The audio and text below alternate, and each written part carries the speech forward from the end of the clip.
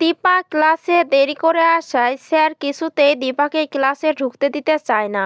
দীপা স্যারকে অনুরোধ করে তারপরে স্যার ক্লাসে ঢুকতে দেয়। ক্লাসে ঢুকে দীপা দেখতে পায় যে সূর্য ক্লাসে নেই।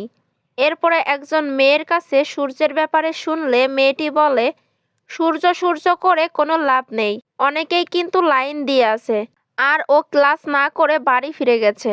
এরপরে দীপা খুবই চিন্তায় পড়ে যায়। ক্লাসের স্যার দেখতে পায় যে দীপা অন্যমনস্ক হয়ে আছে। ক্লাসে যেই ব্যাপারটা নিয়ে পড়ানো হচ্ছে স্যার দীপাকে সেই ব্যাপারে প্রশ্ন করে। দীপা উত্তর দিতে পারে না। দীপা বলে, স্যার আমি বাইরে যাব। স্যার বলে, তুমি কি আমার সঙ্গে মজা করছো? তোমাকে আমি আমার ক্লাস থেকে আগামী 7 দিন সাসপেন্ড করলাম। দীপা বলে, ঠিক আছে স্যার। স্যার বলে 14 দিন। দীপা বলে, তাই সই। এই বলে ব্যাগ নিয়ে বাইরে বেরিয়ে আসে। বাইরে এসে খুবই চিন্তায় পড়ে দীপা। বলে, মা তো আমাকে বলে গেছে পড়াশোনায় মন দিতে, কিন্তু এত চিন্তা নিয়ে আমি কিভাবে পড়াশোনাটা করব? ডাক্তারবাবু যদি বাড়িতে ফিরে যায় আর সোনারূপা যদি ওনাকে বাবা বলে ডাকে তাহলে তো হয়ে গেল। এরপরে লাবণ্যকে ফোন দেওয়ার চেষ্টা করে দীপা, কিন্তু লাবণ্যর ফোনটা বন্ধ দেখায়। এদিকে সূর্য বাড়িতে ফিরে এলে সোনারূপাকে দেখে চমকে যায়।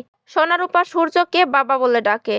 সূর্য বলে, কি তোমরা আমাকে বাবা বলে কেন ডাকছো?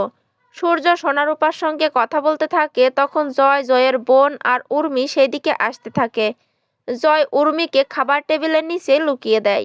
জয় সূর্যকে বলে, কি হয়েছে দাদাই?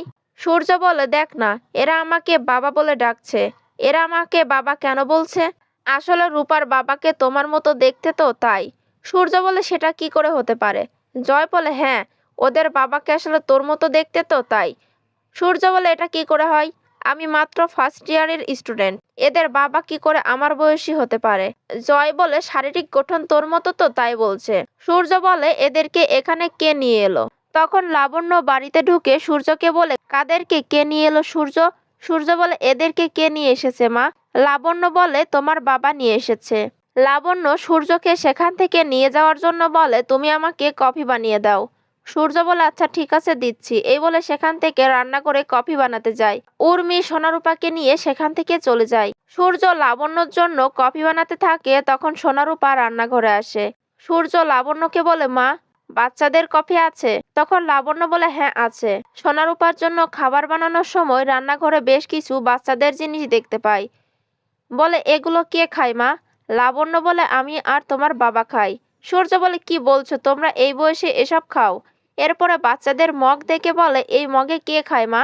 লাবণ্য বলে, তোমার বাবা খায়। এরপরে সোনারূপার জন্য খাবার বানিয়ে নিয়ে আসে সূর্য।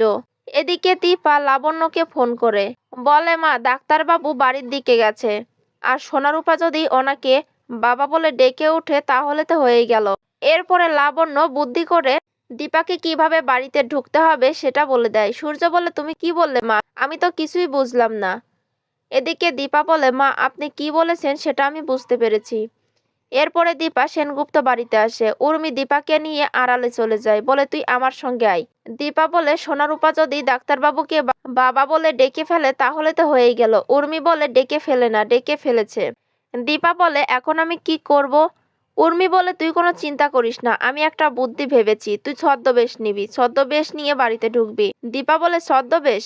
এরপরে উর্মি তার শ্বশুরমশাইকে ফোন করে আর বলে, বাবা বাবা আপনি এখনই চলে আসুন।